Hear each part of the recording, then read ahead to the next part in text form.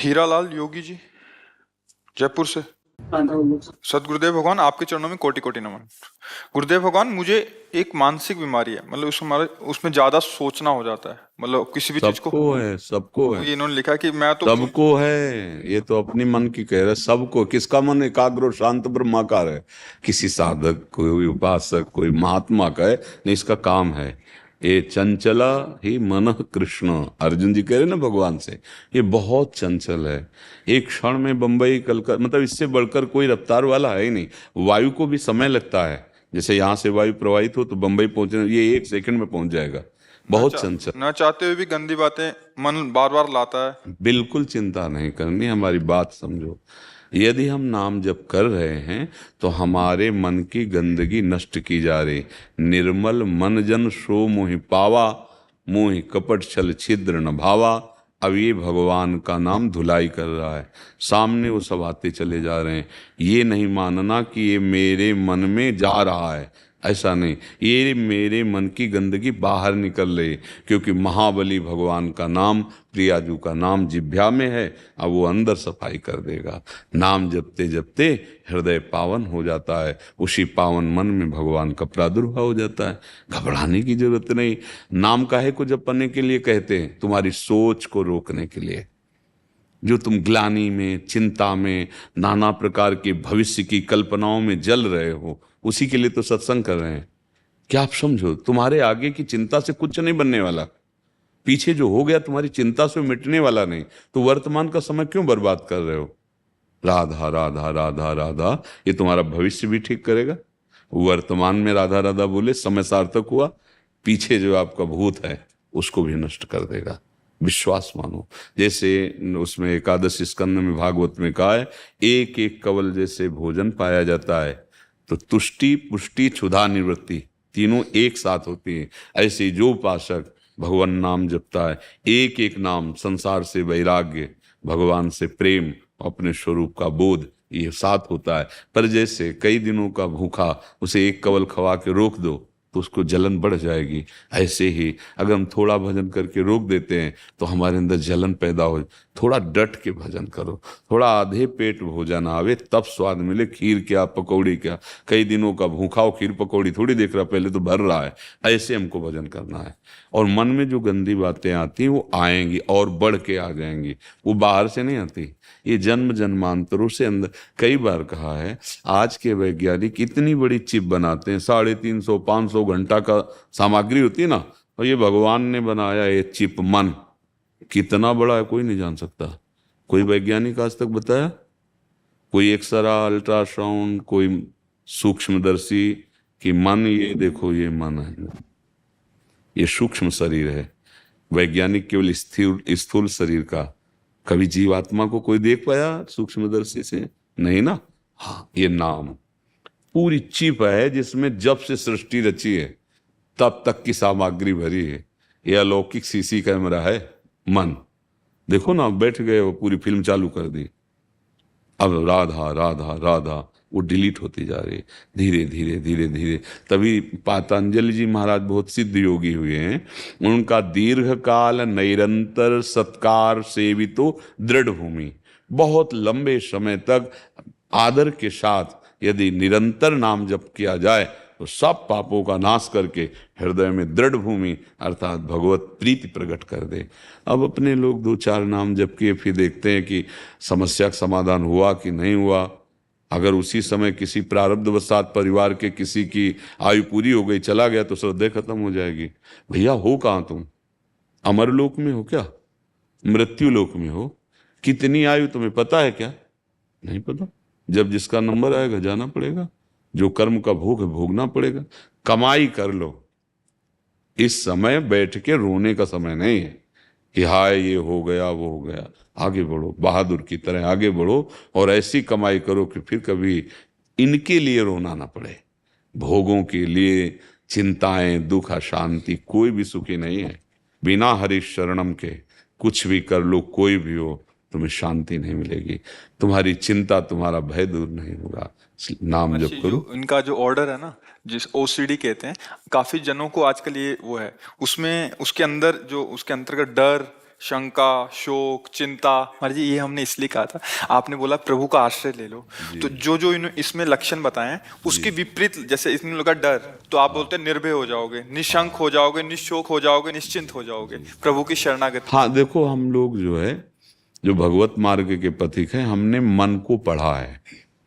हम कोई डिग्री तो बाहरी प्राप्त नहीं किए कि जैसे PhD और डिग्री आपको दिखाएं। जीवन भर बाल्यावस्था से इसी को पढ़ा, इसी को देखा है, हर एक हरकत इसकी देखी है, और गुरुजनों के प्रताप से किस युक्ति से इसकी हरकत को कैसे रोकना है। तब ये बहुत कठिन, मन को रोकना बहुत कठिन है नहीं? हाँ देखो, आप तो स्वस्थ हैं फिर भी डिस्टर्ब हैं, इसका मतलब जो करना चाहिए वो नहीं कर पा रहे, जो नहीं करना चाहिए वो कर रहे हैं, इसीलिए डिस्टर्ब है। इसकी दवा भगवान है। शारीरिक दुखों की निवृत्ति, मानसिक दुखों की निवृत्ति, लोक लोकांतर के समस्त भोगों से एकमात्र भगवान, ई परलोक सकल सुख पावत, उसको समझ लो। मतलब सब लोग समझ नहीं पा रहे हैं। थोड़ी दिन जब के देखना, अगर अभी तुम्हें डॉक्टर बता दे तुम्हारी दोनों किडनी फेल, तो क्या हालत होगी? जानते हो क्या हालत होगी? न मतलब जीना अच्छा लगेगा ना मरना अच्छा लगेगा। हम भगवान के अंश हैं, भगवान के मार्ग, केवल ये थोड़ी कि प्रवचन कर रहे हैं, बातें बना रहे हैं। सही अगर तुम्हें स्वस्थ होना है तो एक उपाय है, भगवान की शरण हो जाओ, नाम जप करो, बुरे आचरण त्याग दो, भोजन अच्छा सात्विक भगवान को अर्पित, अभी कुछ दिनों में शांति मिलने लगेगी। दवाइयों से अगर बहुत बिगड़ा तो थोड़ा सहयोग ले लीजिए, डॉक्टरों के पास जाके सहयोग ले लो, क्योंकि तुम्हारी मानसिकता है ना। नहीं तो सच्ची कहते हैं, अगर हमारा चिंतन ठीक हो जाए और हमारा शरीर कष्ट में, तो कोई परवाह नहीं। देखो, दवाइयों के द्वारा जब मन को चेतना शून्य कर दिया जाता है तो अंग प्रत्यंग में शल्य क्रिया होती ना, ऑपरेशन, क्या फर्क पड़ता है? अगर यही मन आनंद में बेसुध हो जाए प्रभु के चिंतन में, तो शरीर में क्या फर्क पड़ता है?